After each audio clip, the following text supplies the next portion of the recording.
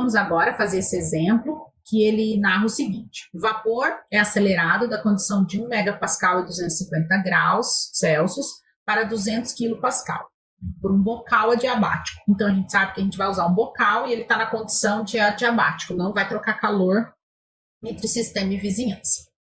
Determine as condições de saída, a variação de energia cinética e a variação de entalpia sofridas.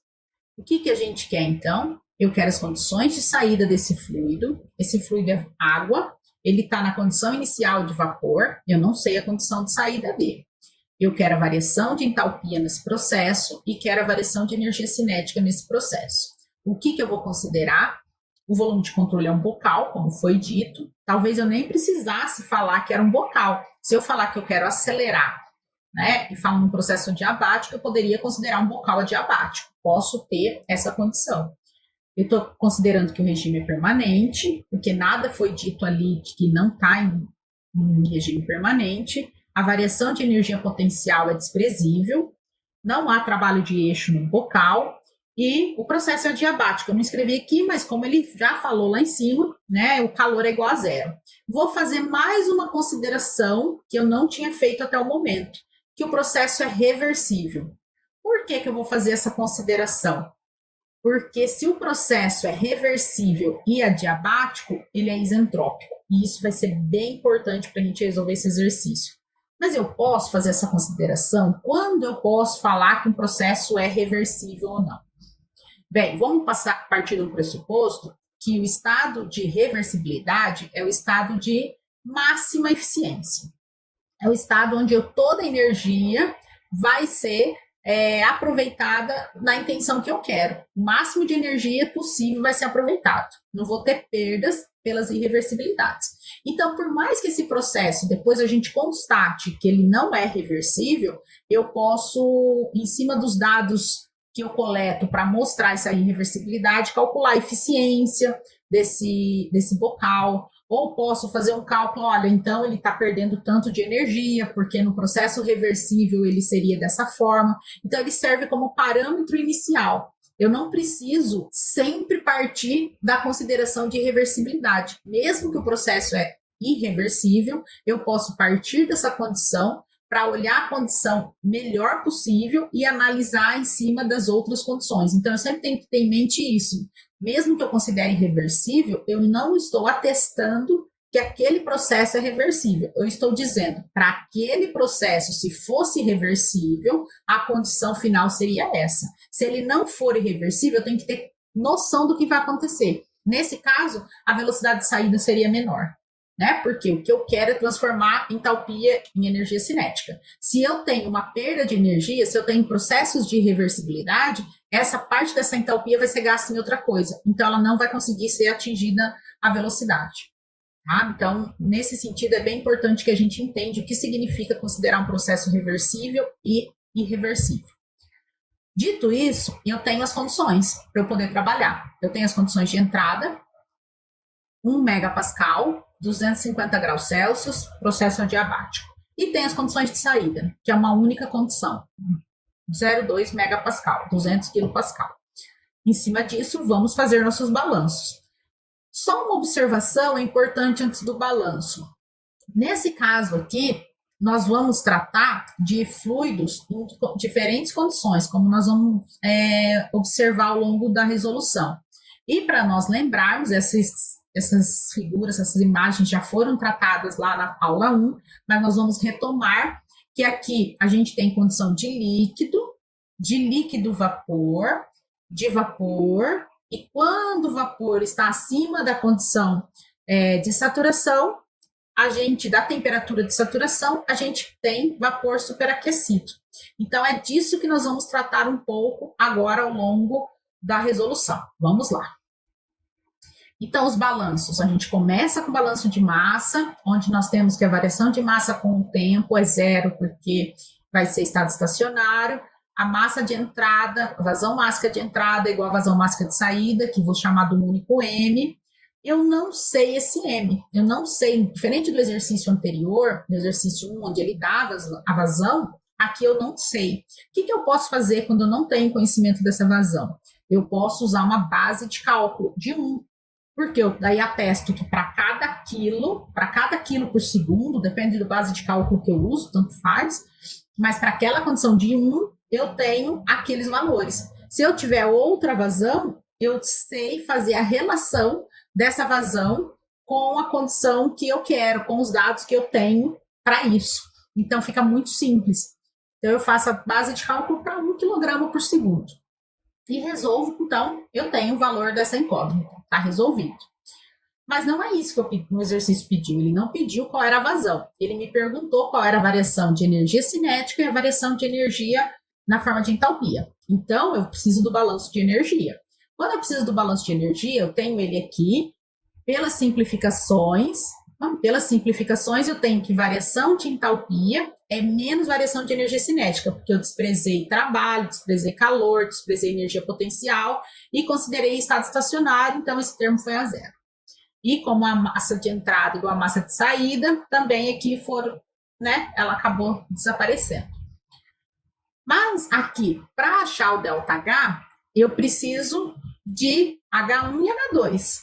H na entrada e H na saída. Ou para achar variação de energia cinética, eu preciso de velocidade na entrada e velocidade na saída. E eu não tenho nenhuma dessas informações. Então, eu preciso, no mínimo, de 2 incógnitas ali resolvidas para poder achar o delta de alguma dessas variações de energia, para assim eu saber responder os 2 problemas que foram propostos.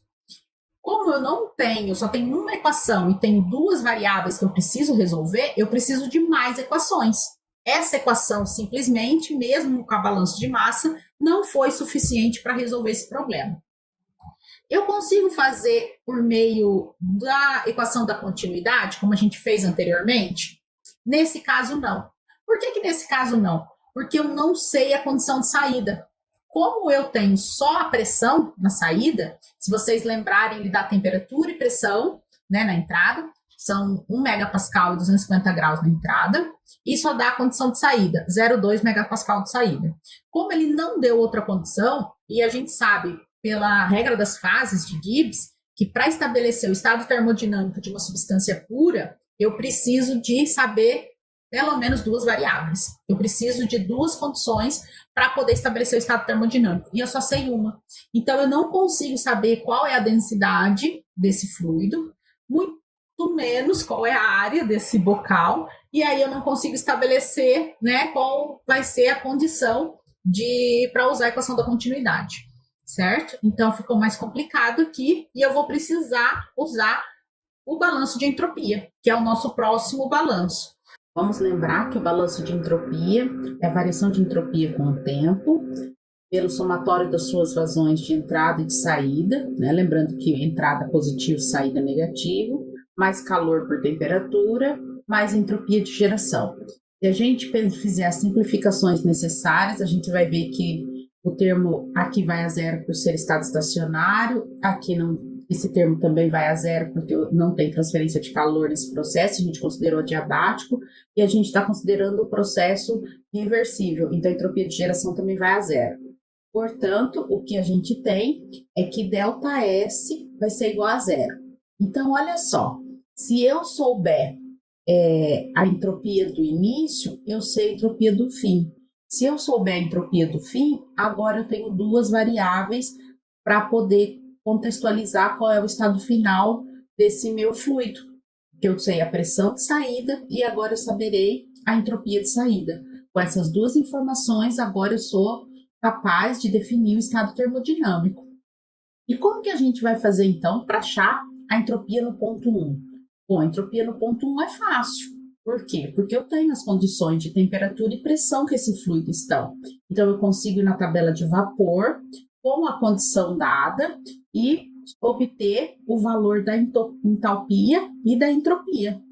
E é isso que a gente vai ver agora, como que a gente tira esses dados da tabela de vapor para, em posse dessa entropia 1, saber que essa entropia 1 tem que ser igual à entropia 2 para dar um ΔS igual a zero e estabelecermos, então, a condição final para achar o ΔH2, porque achando o ΔH2, aí eu sei o ΔH, eu sei o delta de variação de energia cinética. Eu sei todas as variáveis que o problema me impôs. Então, vamos entender agora, ou vamos relembrar, como é que a gente faz para poder ter essas condições. Nós temos aqui uma tabela de vapor, ela foi tirada do Sandler. Aqui é só uma observação de que essa tabela, ela começa em quilopascal, como está denominado aqui no título, mas depois ela vai ampliando a pressão até que chegue em megapascal. Como eu fiz um recorte para a gente já ter os dados de megapascal, já que a gente queria o valor de 1 megapascal, que era a condição de entrada, né, do bocal, então foi feito um recorte e a pressão que a gente está lendo aqui não é quilopascal, é megapascal. Tá? Então, se a gente olhar, quando a gente vai olhar a condição que temos de 1 megapascal, e aqui está 1,0021, porque essa é a primeira tabela e os dados de entrada principal são temperatura. Então, quem tem um número inteiro é temperatura. Então, se a gente olhar 180 graus, que é a temperatura de saturação, para quando eu estou a 1,0021 megapascal. Como eu estou a 250 graus, eu estou numa temperatura acima da temperatura de saturação. Então, eu já consigo ver que o meu fluido, ele não está numa condição de saturação, essa água não está em condição de saturada, está em condição de vapor superaquecido, está numa temperatura acima da temperatura de saturação. Eu poderia também olhar pela segunda tabela, onde os dados de entrada são por pressão. E aí o número inteiro é pressão. Aqui exatamente 1 megapascal. Aqui, de novo, não é quilopascal por conta do recorte que eu fiz na tabela. Então, se a gente olhar na tabela de 1 megapascal, condição é 179,91 graus Celsius. Percebam que tanto aquela tabela 1 como a tabela 2, e assim tem muitos livros de termodinâmica, essas duas tabelas, que são idênticos valores. A diferença é que os dados de entrada, se você tem posse da temperatura, você usa a tabela 1. Se você tem posse da pressão, né, se você souber que está na condição de saturação, você usa a tabela 2. É mais para simplificar mesmo os cálculos.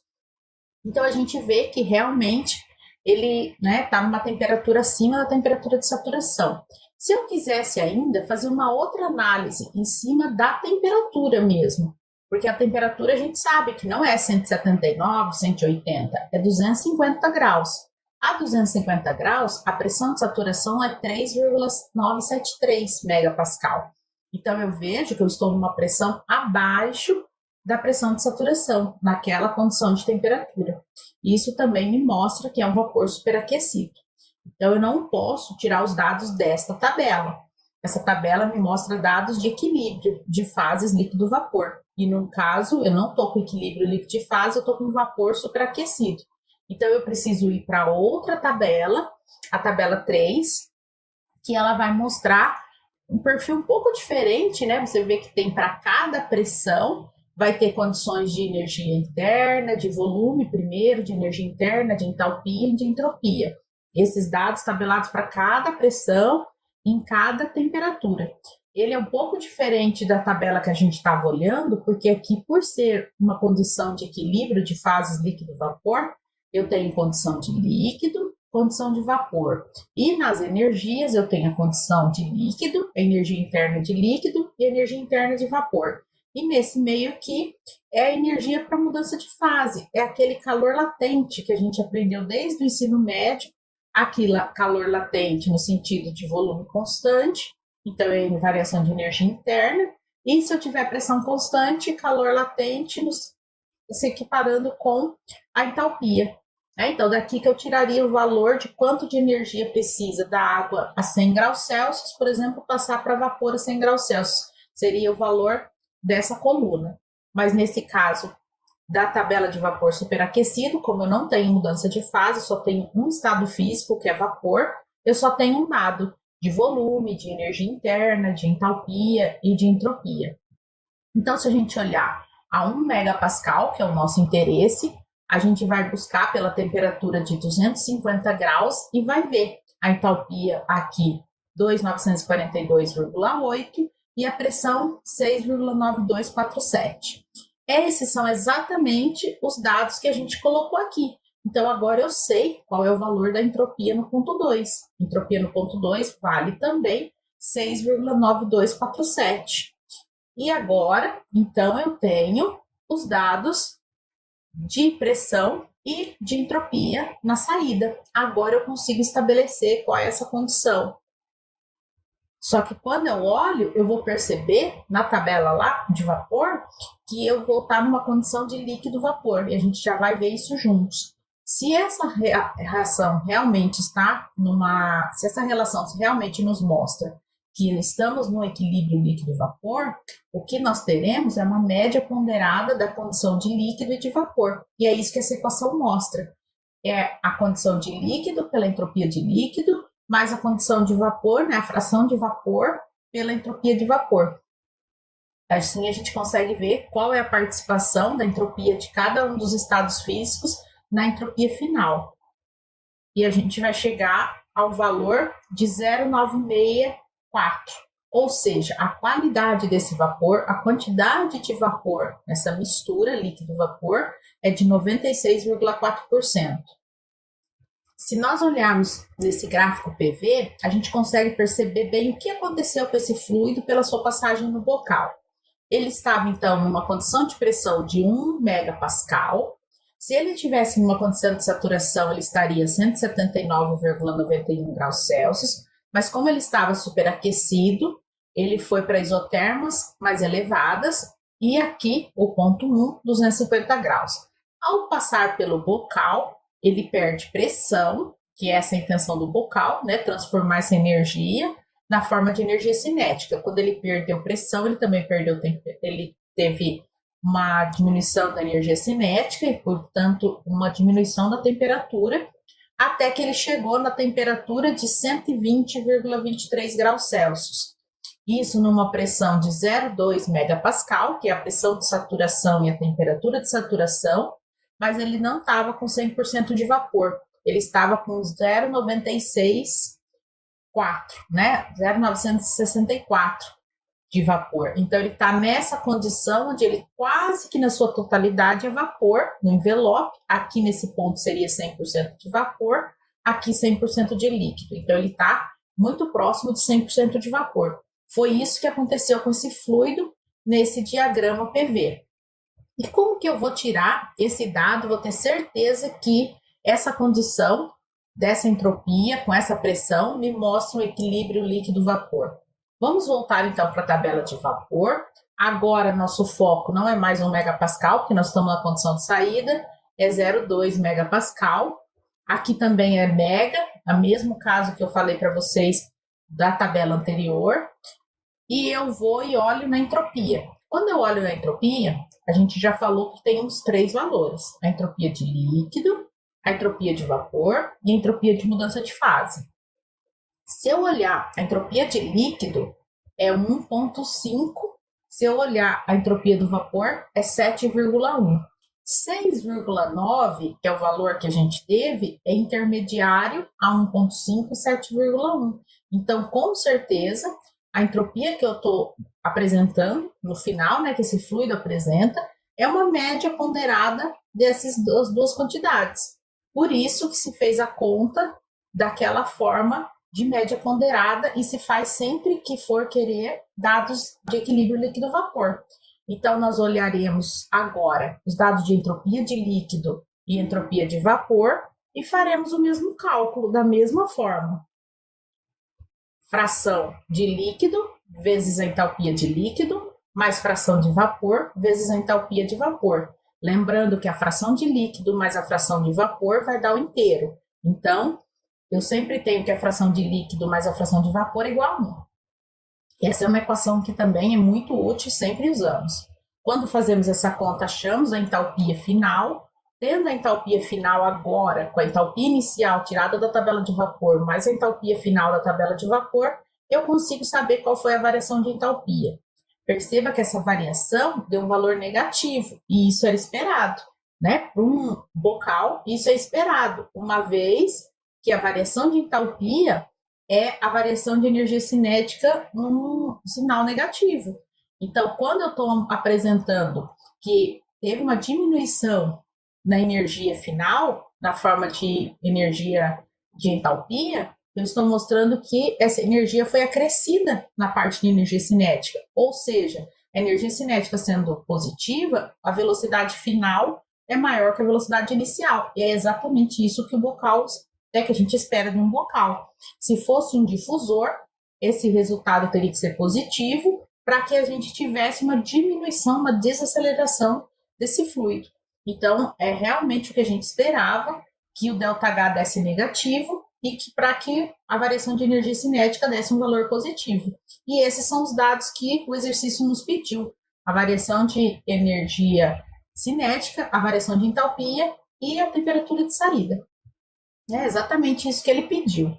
Ele não fala nada sobre exergia, mas é importante que a gente lembre, se a gente fosse fazer um balanço de exergia nesse sistema, a gente teria que esse termo vai a zero por ser estado estacionário, nós não temos variação de energia potencial, aqui não tem essa parte térmica porque não teve transferência na forma de calor, não tem esse termo porque o processo a gente está considerando reversível. E nós teríamos que a variação de exergia seria essa parte de exergia física. Mas se nós quisermos também analisar no ponto, a gente precisa lembrar que sempre a comparação da exergia é como estado de referência. Então, quando eu estou no estado inicial, a minha exergia vai estar relacionando a entalpia do início com a entalpia do estado de referência. O que é o estado de referência? É a condição da vizinhança, né? Que é uma condição máxima que eu trocaria calor, até as condições da vizinhança. A mesma coisa para a condição 2. Eu não olharia H2 por H1, mas por H0. E sim, quando eu faço B2 menos B1, aí eu acabo tendo, né, uma H0 nos dois termos e eles acabam sendo simplificados. Então, fica H2 por H1. Mas sempre que eu vou olhar exergia no ponto, eu tenho que fazer relação com esse estado de referência. Isso é uma coisa que a gente vai precisar um pouco adiante, então é bom que a gente recorde, né, dos dados de exergia para quando a gente for usar. Bem, agora para a gente validar os nossos conhecimentos, entender se realmente já estamos conseguindo tirar todos os dados da tabela de vapor com a expertise necessária, proponho vocês a resolverem esse problema que é muito similar ao que a gente acabou de fazer, só vamos cair em outras condições da tabela de vapor. Bom trabalho e nos vemos daqui a pouco. Até lá! Bem, se nós estamos aqui é porque você teve alguma dificuldade para resolver esse exercício e eu estou aqui para ajudá-lo a refazer. Esse exercício, na hora que a gente lê, a gente percebe que ele é praticamente idêntico ao exercício que nós fizemos juntos no vídeo anterior. É um vapor acelerado, tem a condição de pressão de entrada e temperatura de entrada. Na saída só tem a condição da pressão.